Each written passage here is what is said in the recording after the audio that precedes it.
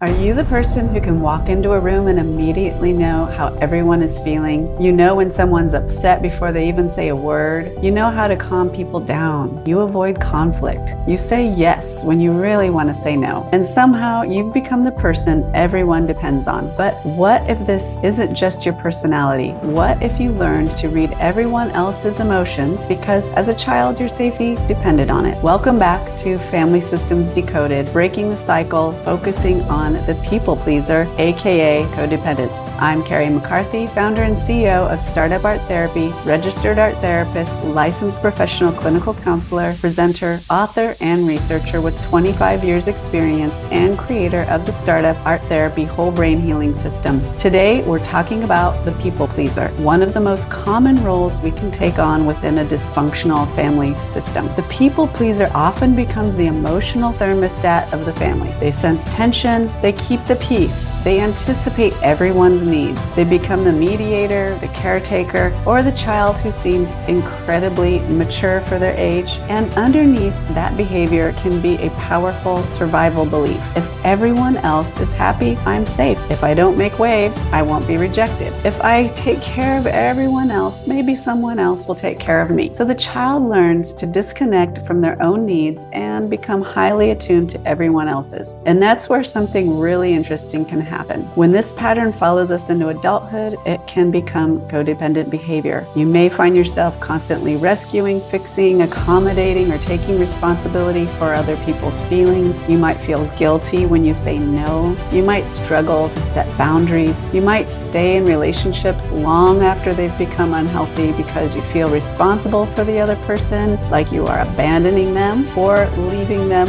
will feel like you are the one being abandoned. And you may have absolutely no idea what you want because you've become so skilled at figuring out what everyone else needs. You learned to abandon yourself in order to stay connected. This is also where we sometimes see what people call the super empath. You may have developed an extraordinary ability to sense emotions, moods, and subtle changes in other people. And yes, empathy is a beautiful strength. But when that sensitivity develops as a response to an unpredictable or emotionally unsafe childhood, it can become exhausting. You may constantly scan the room. You may feel other people's emotions as if they're your own. You may instinctively try to fix someone else's pain, and you may feel responsible when someone else is unhappy. Your sensitivity isn't the problem. The problem is believing that everyone else's emotions are your responsibility. Being a super empath can be a superpower, but it can also be a super problem. Healing doesn't mean becoming cold, selfish, or less compassionate. It just means learning that if you can love someone without rescuing them, you can have empathy without absorbing someone else's emotions. You can say no without being a bad person. And most importantly, you can care for yourself without feeling guilty. The goal isn't to lose your empathy. It's to learn how to include yourself in the circle of people you care for and make sure that your generosity and care is reciprocated when you need it. So I want you to think about your family.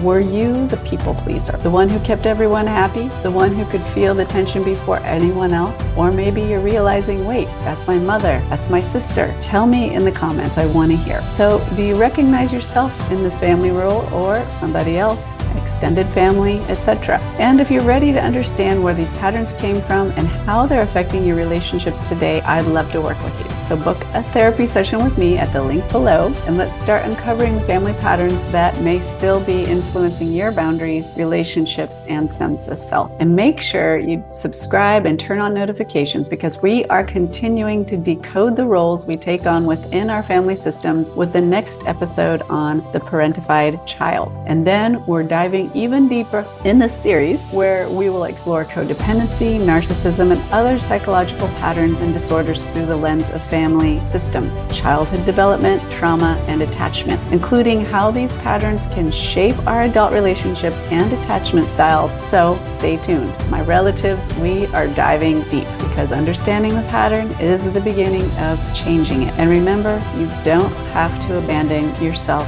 to be loved.